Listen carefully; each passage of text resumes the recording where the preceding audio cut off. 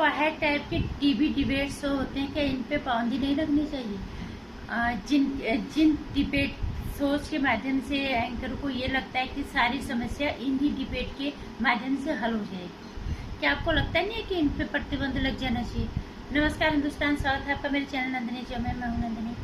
कैसे हैं आप लोग? ध्यान रखना अपना कोरोना से, और जो लोग कोरोना ग्रस्त हैं उनके लिए दुआएं मांगना, और साथ ही दुआएं मांगना देश से पूरी दुनिया के लिए, ताकि कोरोना से मुक्त हो पूरी दुनिया और हम एक समान ज़िंदगी फिर से जी पाएँ। भगवान हम हमारी गुनाह माफ़ कर दे, और आभार जताना ना भूलें हमारे डॉक्टर्स का, सेवाकर्मी, पुलिसकर्मी, जितने भी हमें कोरोना से लेके, बीमारी से लेके भूखमरीता बचाने में लगे हुए हैं, उनका आभार जताना कभी ना भूलें। आर्थिक धन्यवाद देना उन्हें कभी ना भूलें, और क्योंकि वो अपनी जान हथेली में रख के हमारे लिए लड़ाई लड़ रहे हैं।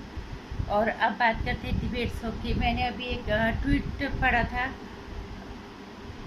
अभी मैंने कुछ दिन पहले, काफ़ी दिनों से मैं देख रही थी पोस्ट सोशल मीडिया पे कि अरे आजकल तो भाजपा वाले डिबेट में जाने से पहले पूछते हैं कि सामने महिला कौन है, कांग्रेस से सामने से महिला कौन है।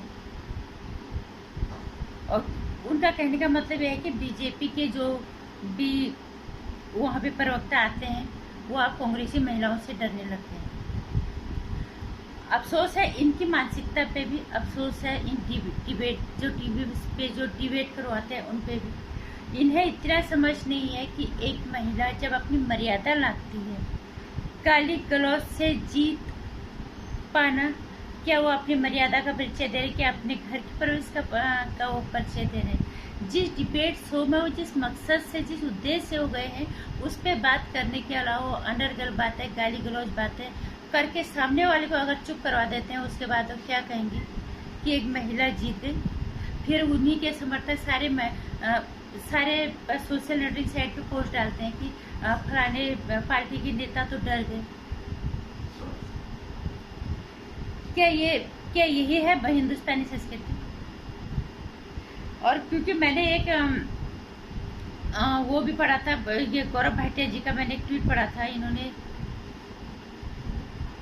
उन्होंने ये लिखा था कि क्योंकि मुझे वो समझ नहीं आ रहा था कि इस तरह से क्यों बोल रहे हैं, कौन सी बात ऐसी हो गई जो इस तरह की कांग्रेस की महिला प्रवक्ता से डरने लगे हैं बीजेपी वाले। तो इसमें लिखा था, गौरव भाटिया ने मजबूत कौन, एक हल्की मानसिकता की महिला ने एक सज्जन व्यक्ति को खूब गाली दी, और सज्जन व्यक्ति ने उस गाली का जवाब गाली से नहीं दिया। महिला बोली, देखो गाली देकर जीत गई, और व्यक्ति मुस्कुरा दिया। दोनों ने अपनी अपनी परिचय का परिवरिश का प्रमाण दिया। कोई चुप रहकर जीत गया तो कोई बोल कर भी हार गया। बात तो गौरव भाटिया जी ने सही कही।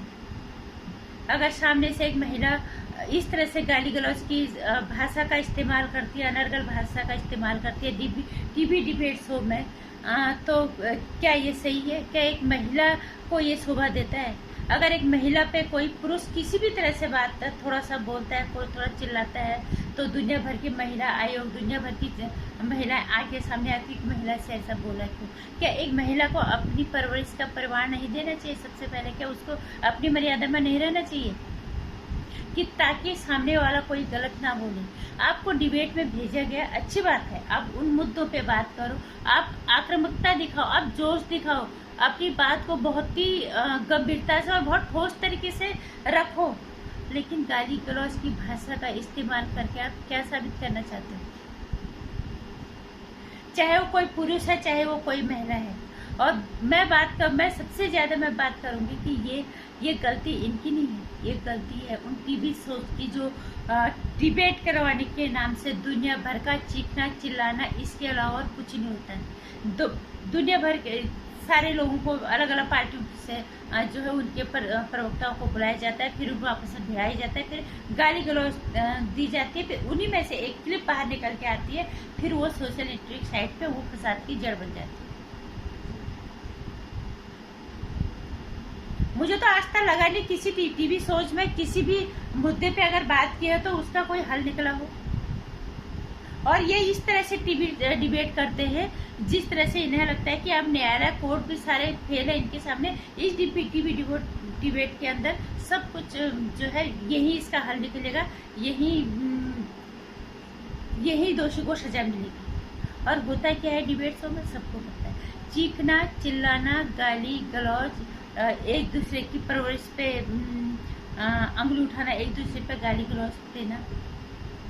और जबकि टीवी के जो होस्ट है वो इस पे कंट्रोल तक नहीं करते कि आप इस तरह की भाषा का इस्तेमाल मत करो, आप जिस मुद्दे के लिए यहाँ पे आए उस मुद्दे पे बात करो, उस विषय पे आप बात करो। क्या ये टीवी डिबेट पे जो शो को जो एंकर होस्ट कर रहा होता है, क्या ये उसकी जिम्मेदारी नहीं बनती है? इन्होंने बहुत माहौल खराब कर रखा है टीवी शोज का। इन टीवी शोज को देख के 90 के दशक का दशक याद आता है कि से पहले तक का 2000 के बाद ये जो टीवी डिबेट शो ने जो जन्म लिया है ना, ये बहुत ही गलत संस्कृति को जन्म दिया है इन्होंने। इनका काम है सिर्फ प्रायोजकों से पैसा ऐंठना, अपना शो को ज्यादा से ज्यादा चिल्ला के गाली गलौज दे के उसको प्रायोजक बटोरना, पैसा बटोरना। और मुझे समझ में नहीं आता उन शोज पे पैसा कौन लगाता है और कौन उन शोज को जो प्रायोजित करता है, कौन पैसे उन पे लगा देता है। इनका मकसद सिर्फ टीवी शोज के माध्यम से पैसा बटोरना है, इसके अलावा और कोई इनका मकसद नहीं होता। मुझे आज तक नहीं लगा कि किसी भी टीवी डिबेट में कोई भी हल निकला हो, किसी भी में भी नहीं। उसमें सिर्फ निकला है तो गाली गलौज निकली है, एक दूसरे पे दोषारोपण निकले हैं और फिर उन्हीं दोषारोपणों में से, उन्हीं गाली गलौज में से फिर क्या है, हालात इतने खराब हुए हैं कि बहुत ज्यादा वो फिर बाहर जाके सोशल नेटवर्क साइट पे जाके फिर उसका रायता फैलाया जाता है। फिर अलग अलग उनके समर्थक अलग अलग तरह की बातें करते हैं। जैसे कल मैंने कहा था कि कांग्रेसी समर्थक जो थे वो काफी दिनों से पोस्ट कर रहे थे कि आजकल तो बीजेपी के नेता डरे हुए हैं, सामने से पूछते हैं कि कांग्रेस से कौन सी महिला है। क्या साबित करना चाहते हो कि कांग्रेस की महिलाएं बदतमीज है? उनके सामने कोई पुरुष न आए, वो गाली गलौज में महारत हासिल किए हुए हैं। आपको पता होना चाहिए हिंदुस्तानी संस्कृति है और ये हिंदुस्तान ही है, ये सनातनी धरती है। जहाँ पे आप औरत पे थोड़ा सा भी कुछ गलत हो जाने पे बवंडर फैला देते हो, वहीं अगर एक औरत इस तरह की महिला इस तरह की गाली गलौज करती है तो आप उसको शाबाशी देते हो। मुझे तो लगता है कि ये टीवी, इस तरह की टीवी सोच ही बंद हो जाने चाहिए।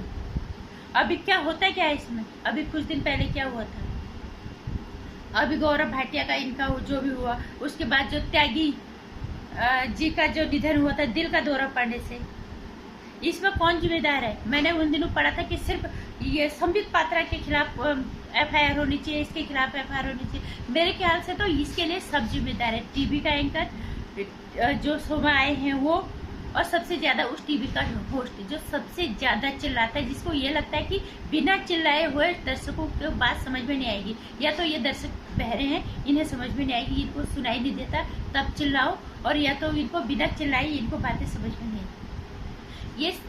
ये सोच के जो प्रायोजक जो इसके होस्ट हैं वो सबसे ज्यादा जिम्मेदार है। वो पार्टी जिम्मेदार है जो अपने इस तरह के कमजोर, उन्हें पता है वहाँ कितना चीखना चिल्लाना होता है, फिर भी उन्होंने अपने प्रवक्ता को, उस नेता को वहाँ पे भेजा जो दिल से पहले कमजोर है। दिल से कमजोर लोग क्या इतना शोर शराबा बर्दाश्त कर पाते हैं? और उसके बाद सिर्फ और सिर्फ दोष दिया गया एक नेता को, जी संबित पात्रा के खिलाफ ये होना चाहिए, उस चैनल के खिलाफ ये होना चाहिए। क्या वो पार्टी जिम्मेदार नहीं है जिन्होंने उसको भेजा? क्या वो फैमिली जिम्मेदार नहीं है जिन्होंने उसको उस शोज में पार्टिसिपेट के लिए भेजा, डिबेट के लिए भेजा? उनको पता नहीं था कि दिल के इतने कमजोर है और वहाँ पे क्या होता है। इसके लिए सब जिम्मेदार है। अगर इस तरह की कोई भी घटना होती है इसके लिए सब जिम्मेदार है। वो टीवी शो नहीं, वहाँ सर्कस होता है पूरा का पूरा। और उनको लगता है कि हम समस्याओं का हल निकाल रहे हैं। यहाँ पे ये कौन सी समस्या का हल निकलता है? वहाँ समस्या और पैदा होती है, अराजकता वाला माहौल होता है बाहर फिर। और फिर इस तरह की मौतें भी होती है, जैसे कांग्रेसी नेता त्यागी जी का निधन हो गया था। अब ये तो ऊपर वाला जाने कैसे हुआ, वो बर्दाश्त नहीं कर पाया इतना चीखना चिल्लाना, वो तो चले गए उनकी दुनिया, उनकी आत्मा जानती होगी वो। लेकिन है तो एक गलत, गया तो टीवी डिबेट में ही, जान तो उनके वहीं पे गई है, दोस्त तो उसको ही देंगे, वो उसी टीवी शोज को। लेकिन एक दोषी नहीं है, सब दोषी हैं। नेता, उनका परिवार, वो टीवी जो सोच जिसने उस शो को प्रायोजित किया, और जो उस टीवी का एंकर है, और जो उस टीवी में डिबेट के लिए जितने लोग हैं सब उसमें जिम्मेदार है। फिर किसी एक आदमी को जिम्मेदार कैसे ठहरा सकते हो?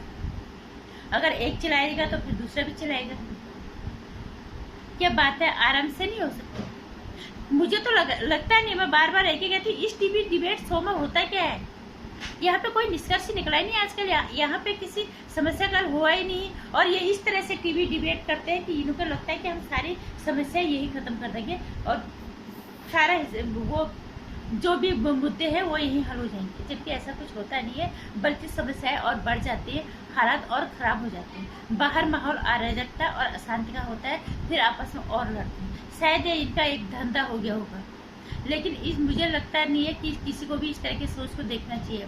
किसी भी नेता को, किसी भी देश की जनता को इस तरह की सोच देखनी चाहिए। इस तरह के सोच का बहिष्कार हम लोगों को ही करना चाहिए, क्योंकि ये सोच नहीं है, ये डिबेट नहीं है, ये सर्कस है। उन सर्कसों में तो जो सर्कस करते हैं कम से कम उनकी जान बच जाती है, वो वहीं सर्कस करते हैं, वहीं उनका शो खत्म होता है। लेकिन यहाँ तो बुला के लाए जाते हैं और फिर वहाँ पे सर्कस कराया जाता है, और फिर कभी अमर्यादित भाषा का प्रयोग, कभी किसी की जान जाती है, तो कभी किसी मान सम्मान जाता है, किसी की इज्जत जाती है। यही होता है यहाँ, और कुछ नहीं होता। कोई हल यहाँ नहीं निकलता। तो क्या इन टीवी डिबेट शो का बहिष्कार नहीं होना चाहिए? मुझे तो लगता है इन टीवी डिबेट्स को पे भी सरकार को लगाम लगानी चाहिए, और अगर सरकार ऐसा कुछ नहीं करती तो ये जनता को इस तरह की सोच को देखना बंद कर देना चाहिए, क्योंकि यहाँ कोई समस्या निकलती नहीं है, बल्कि समस्या और ज़्यादा बड़ी होकर सामने आती है। माहौल अराजकता और अशांति का होता है, और किसी का मान सम्मान और किसी की जान जाती है, और बहुतों को दिक्कत होती होगी। कुछ लोग बोल देते हैं, कुछ नहीं बोलते।